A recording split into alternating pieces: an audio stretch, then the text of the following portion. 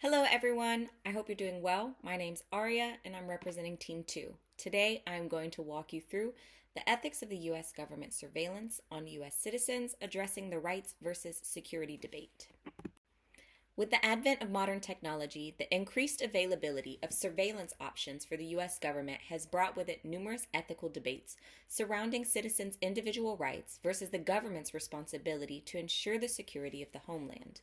We chose to showcase the rights versus security debate using three different points of analysis: the FBI's wiretapping of Dr. Martin Luther King Jr., the USA Patriot Act of 2001, and the use of facial recognition software in public spaces throughout the U.S. Ensuring homeland security while still protecting the rights of individuals was the central ethical concern in all three of our cases, and our group's main challenge was finding a way to maintain the balance between these two seemingly opposite goals.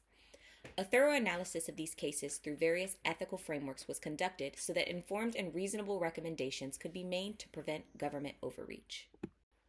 As with most tasks carried out by the government, it is important to remember there are both benefits and harms associated with the use of government surveillance. Benefits include enhanced homeland security, aiding law enforcement agencies in crime prevention, and allowing authorities to detect and respond to threats in real time. On the other hand, there are numerous harms associated with government surveillance, such as erosion of privacy, the greater potential for abuse of power, and the negative impact the concept of the digital panopticon has on the autonomy of U.S. citizens. The first point of analysis is the issue of balancing individual rights while also protecting homeland security, as represented by the Dr. Martin Luther King Jr. case study.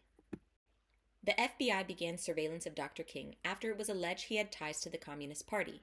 In 1963, the FBI began wiretapping his home, office, and hotel rooms. Several of these wiretaps were placed without the use of a search warrant, and while they found evidence of extramarital affairs, they found no evidence that he was a communist.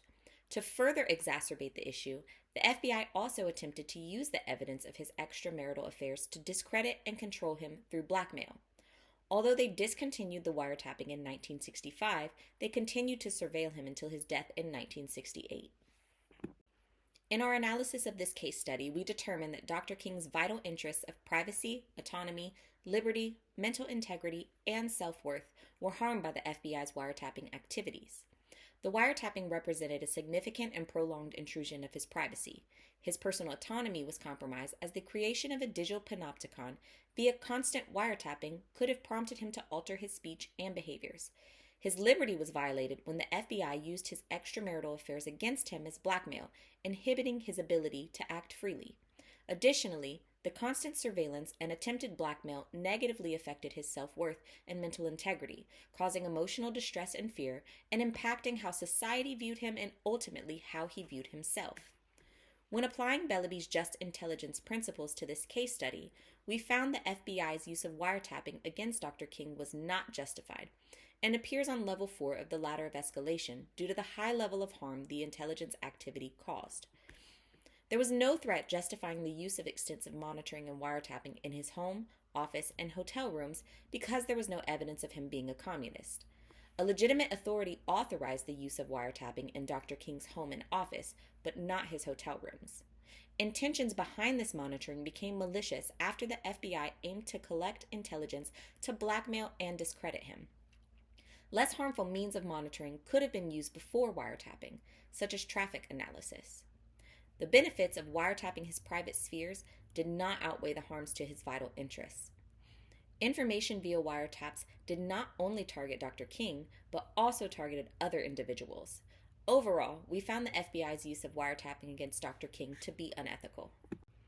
Our group came up with several recommendations that would provide a more balanced approach to the rights versus security dilemma presented in this case study. First, we recommend that wiretapping and surveillance be limited by requiring warrants to conduct such activities. Not only would judicial approval be required, but the scope would be limited and defined by the contents of the search warrant, providing protections against vital interest violations. Additionally, we recommend that law enforcement entities abide by the Omnibus Crime Control and Safe Streets Act, which requires judicial authorization for law enforcement interception of communications by demonstrating probable cause that the desired information actually pertains to criminal activity. This recommendation would reduce unauthorized monitoring and curtail the risk of unethical intelligence collection activities. These recommendations have broader implications beyond the Dr. King case, including the restoration of public trust and safeguarding of individual rights. Additionally, these recommendations may improve our international relations, as monitoring foreign individuals would be limited to those who pose a legitimate threat. We found our recommendations are justified using Bellaby's just intelligence principles, as the utilization of warrants and requirement of probable cause would satisfy each of the 6 principles in turn. Because of the use of wiretaps, this would still feature at level 4 on the ladder of escalation. The second point of analysis, exemplified by the USA Patriot Act, is the creation of legislation to justify extensive surveillance activities following the September 11th attacks. The USA Patriot Act was enacted on October 26, 2001, and expanded law enforcement surveillance powers as a response to 9/11. It enabled roving wiretaps, access to business records, and warrantless surveillance of suspected terrorists, fueling concerns of widespread privacy violations and the undermining of civil liberties. Controversial provisions like Sections 213 and 215 allowed delayed notification searches and bulk data collection. These provisions also broadened the definition of terrorism, creating ambiguity that sometimes blurred the line between legitimate national security efforts and government overreach. Public backlash to this overreach led to the USA Freedom Act of 2015, which restricted some of the bulk data collection and increased transparency. These reforms sought to balance national security with civil liberties and served as a reminder to the intelligence community and the nation that the retroactive creation of laws does not justify ethically questionable intelligence practices. The surveillance practices allowed as a result of the Patriot Act violate the just intelligence principles of discrimination, proportionality, legitimate authority, and last resort. The Act's broad provisions, like bulk data collection, undermine discrimination by targeting individuals without credible links to threats. Proportionality is compromised when privacy harms outweigh security benefits, while constant monitoring impacts autonomy. Omand and Pythion highlight the risks of crisis-driven laws that prioritize expediency over ethics, embedding overreach into law and dismissing the principle of last resort. Ethical intelligence requires measured, transparent approaches that safeguard civil liberties and align with Bellaby's just intelligence principles. To address the ethical challenges of the Patriot Act, we recommend enhancing discretion, judicial oversight, and transparency within national security limits. Targeting credible threats and reserving intrusive methods as a last resort ensure operations uphold the principles of discrimination and proportionality. Independent review panels could evaluate surveillance requests, preventing overreach and maintaining legitimate authority. Providing broad overviews of surveillance policies to the public promotes transparency and builds public trust without compromising national security. These measures mitigate overreach, promote accountability, and align with the just intelligence principles. Implementing these changes ensures surveillance programs are effective and ethically sound, even in times of crisis. The last point of analysis is the concept of privacy violations in the public realm, demonstrated through the controversial use of facial recognition software in public areas. Facial recognition software has been used in public spaces and ports of entry to enhance security and streamline the identification process, processing over 540 million individuals to date.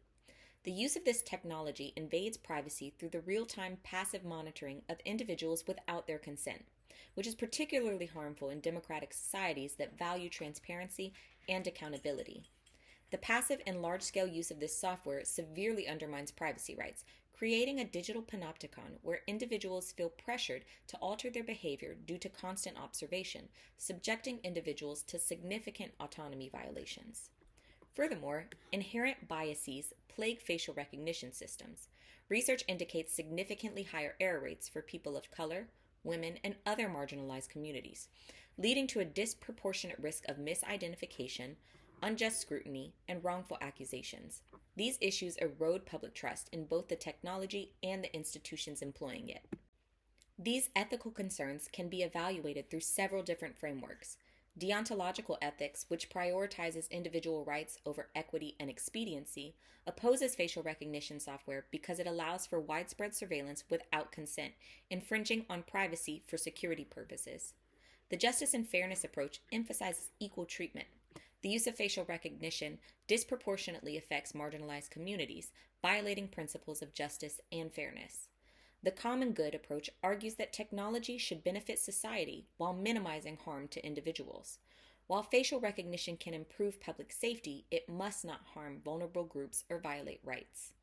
From a utilitarian perspective, facial recognition may be acceptable if its benefits outweigh the harms and lead to overall net happiness. However, the pervasive privacy invasions and discrimination it causes suggests that, in practice, it would likely be deemed unethical unless carefully regulated to minimize unhappiness.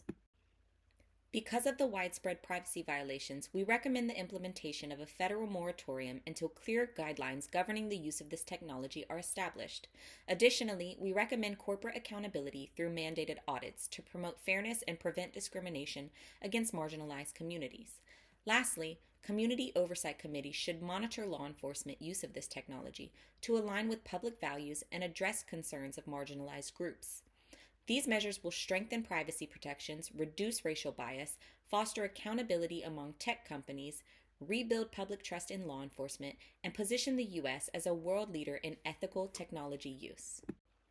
Overall, we have looked at balancing technology, privacy, and security through the FBI surveillance of Dr. King, the USA Patriot Act, and the widespread use of facial recognition software.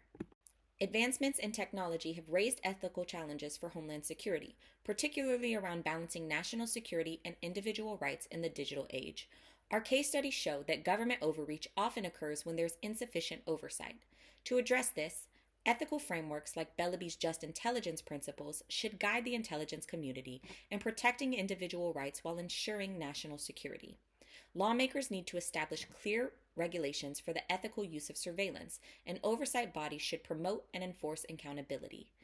Both government and corporate entities must prioritize transparency while respecting reasonable national security limits.